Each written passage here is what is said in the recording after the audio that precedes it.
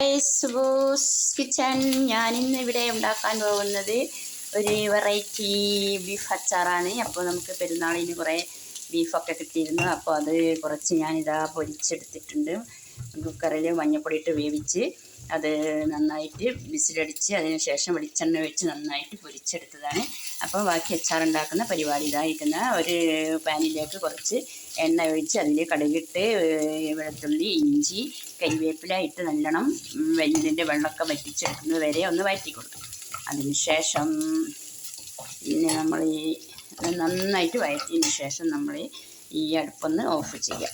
Of ചെയ്തതിന് ശേഷം ആണ് ഈ പൊടികളെല്ലാം ഇട്ട് കൊടുക്കേണ്ടത്. ആദ്യമായിട്ട് നമ്മൾ ഇട്ട് കൊടുക്കേണ്ടത് മഞ്ഞൾപ്പൊടിയാണ്. ഒരു 1/2 ടീസ്പൂൺ മഞ്ഞൾപ്പൊടി ഇട്ടതിന് ശേഷം കുറച്ച് കാശ്മീരി, ഒരു കളർ കിട്ടാനാണ് കേട്ടോ കാശ്മീരി പൗഡർ ഇടുന്നത്. അപ്പോൾ കുറച്ച് കാശ്മീരി പൗഡർ ഒരു 2 സ്പൂണ് 3 സ്പൂണോളം ഇട്ടാൽ മതി.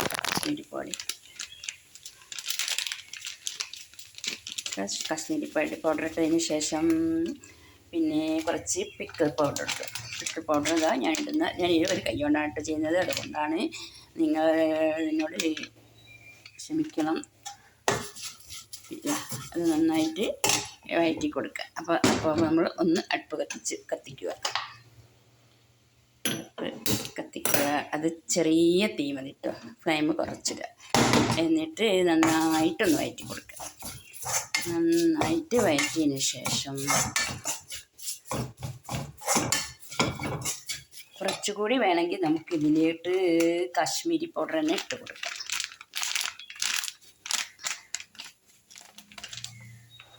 കാശ്മീരി പൗഡർ ഇട്ടു. നന്നായിട്ട് വറുത്ത് വെച്ച ബീഫുണ്ട്, ഈ ബീഫ് അതിലോട്ട് അങ്ങ് കൊട്ടിക്കൊടുക്കുക.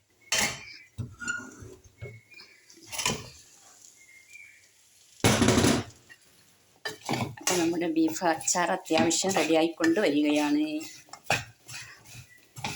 നന്നായിട്ട് ഇളക്കി കൊടുക്കുക. ഇത് നമുക്ക് കുറേ ഒരു വർഷമൊക്കെ ഉപയോഗിക്കുക. തീരെ ഒരു പൊടി വെള്ളം പോലും ആവരുത്. ഇനി വേണമെങ്കിൽ അത്യാവശ്യം ഒരു ടേസ്റ്റ് കിട്ടണമെങ്കിൽ നമുക്കൊരു പിന്നെ ശർക്കരയോ പഞ്ചസാരയോ ഒരു തരി ചേർക്കാം.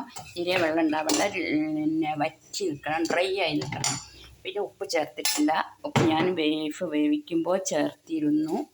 ഇനി കുറച്ചും കൂടി നമുക്ക് ഉപ്പ് ചേർത്താം. അച്ചാറല്ലേ എത്രയായാലും ഉപ്പ് ചേർത്തി. ഇനി കുറച്ച് വേണേൽ വിനാഗിരി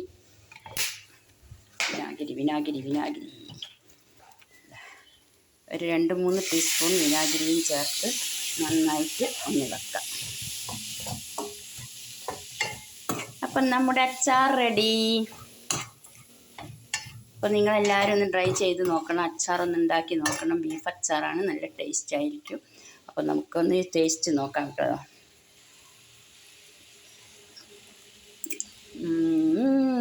അപ്പോൾ തന്നെ എന്തൊരു ടേസ്റ്റ് അറിയോ.